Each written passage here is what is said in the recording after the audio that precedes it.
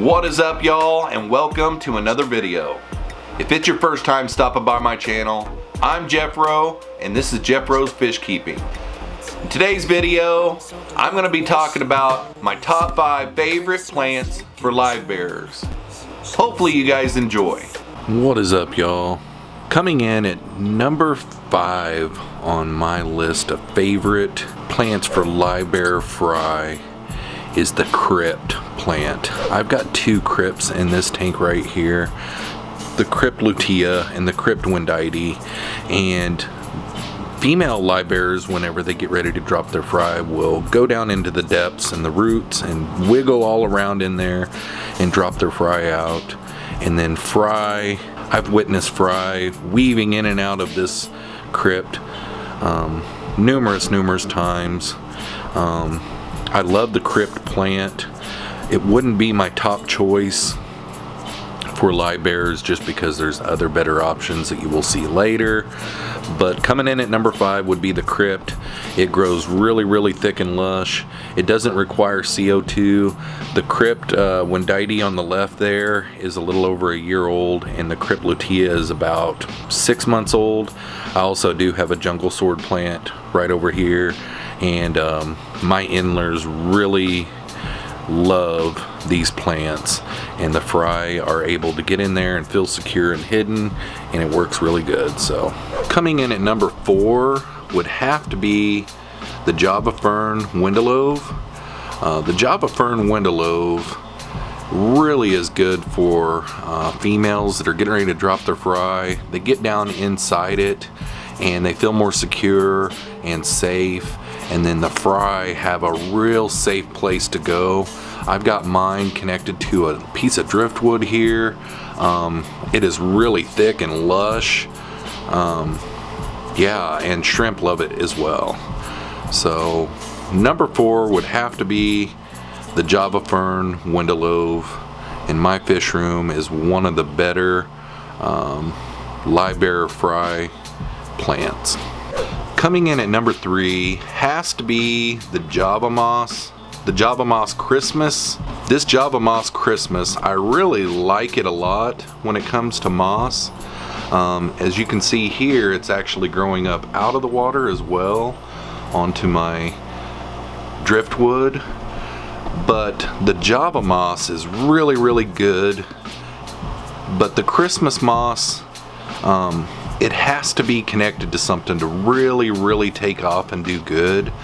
So if you let this go free flowing, it kind of rots and doesn't do as well. But the fry are able to get in and out of this and get safe, and shrimp as well. So coming in at number 3 has to be the Java Moss Christmas version. Coming in at number 2 for my favorite Livebearer plants, favorite plants for Livebearers, has got to be the Java Moss Standard. This Java Moss Standard, what I really like about it versus the Christmas moss is it can free float and still do good. About the only maintenance you really have to do on this Java Moss is water changes, and then once a month I take a pair of scissors and cut crisscrosses every once in a while. It propagates really good whenever it has a new start. So number 2 for favorite Livebearer fry plant has to be the Java Moss. It's a good go-to. Coming in at number 1 has to be the Naha Grass, or better known as the Guppy Grass. And this Naha Grass is able to be planted in substrate, or it's able to be free floated, and it really does good in a low flow tank.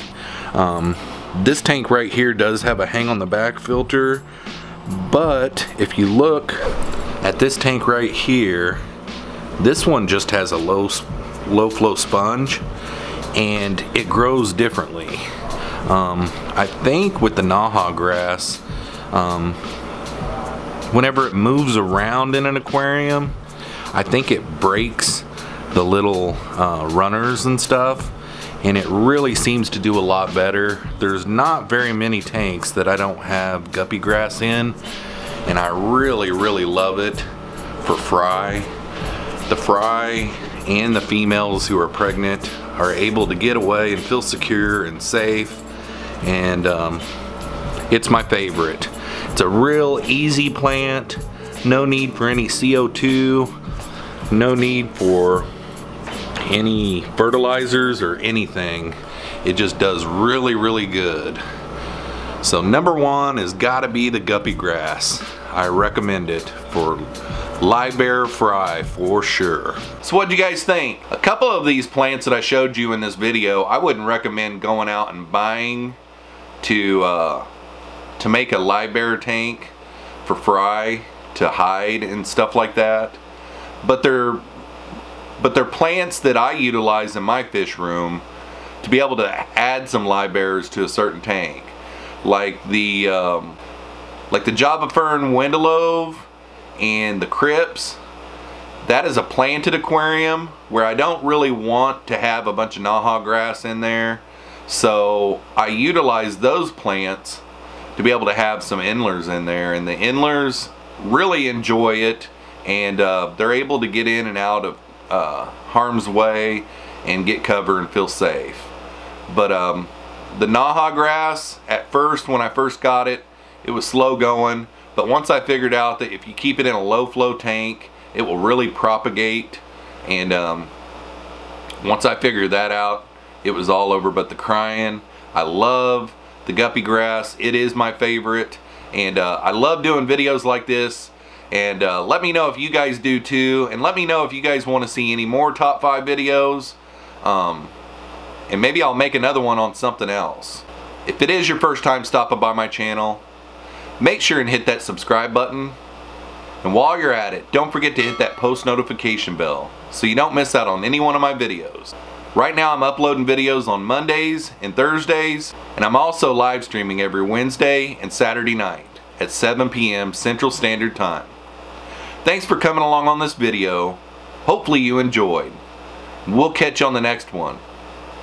Peace out, y'all.